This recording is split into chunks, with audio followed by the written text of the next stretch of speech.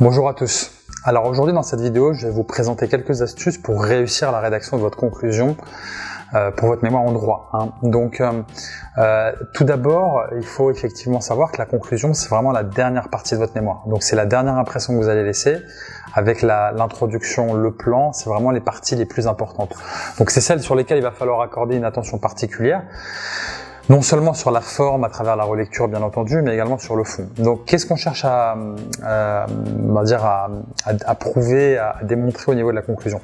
On cherche effectivement à voir votre capacité de synthèse, c'est-à-dire votre capacité, c'est vraiment l'élément le plus important de la conclusion, c'est votre capacité à synthétiser les principaux résultats de votre recherche.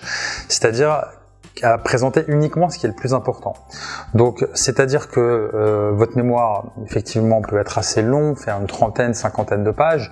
Donc, naturellement, on ne va pas répéter ce qui a été déjà fait précédemment, mais on va le reformuler différemment en conservant sur à peu près une page vraiment grand maximum, puisqu'encore une fois c'est vraiment un exercice de synthèse, mais à montrer qu'on est capable de présenter vraiment les points clés de notre recherche, de ce qu'on a pu identifier, des résultats de nos recherches, et éliminer ce qui peut paraître parfois secondaire, ce qui n'est pas vraiment le plus important. Donc ça, c'est à vous de définir en amont les points clés de ce que vous allez aborder au niveau de la conclusion, faire un petit brainstorming.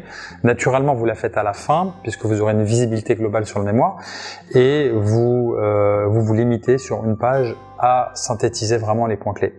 Ensuite, vous aboutissez sur une forme d'ouverture, donc c'est-à-dire que c'est vraiment l'usage pour une conclusion, quelle qu'elle soit, d'ailleurs pas uniquement en droit, mais vraiment pour tout mémoire, c'est votre capacité à prendre du recul par rapport à votre sujet de mémoire, par rapport à votre problématique, et à montrer que d'autres sujets, d'autres problématiques peuvent émaner de votre problématique, de votre sujet de mémoire, et que le sujet n'est pas clos. Effectivement, que d'autres questions naissent de notre mémoire, apparaissent suite au développement qu'on a réalisé, qu'on n'a pas répondu de manière universelle à toutes les questions, et que ça peut éventuellement faire l'objet d'autres recherches, d'un autre mémoire, ou d'une autre analyse. Et en faisant cela, vous respectez vraiment les normes qui sont imposées pour une conclusion.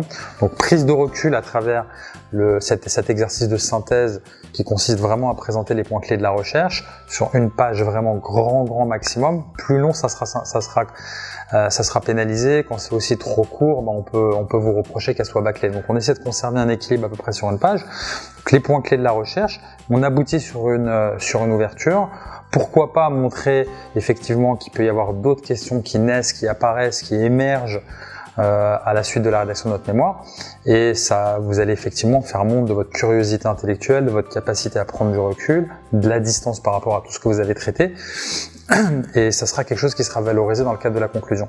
Bien entendu, on la relie intégralement, pourquoi pas par une personne tierce, comme ça vous avez vraiment une prise de recul par une personne qui a une nouvelle visibilité sur le sujet, ce qui vous permettra vraiment de déposer un écrit qui sera vraiment le plus solide possible et de laisser une excellente impression pour cette dernière partie qui est la conclusion. Voilà.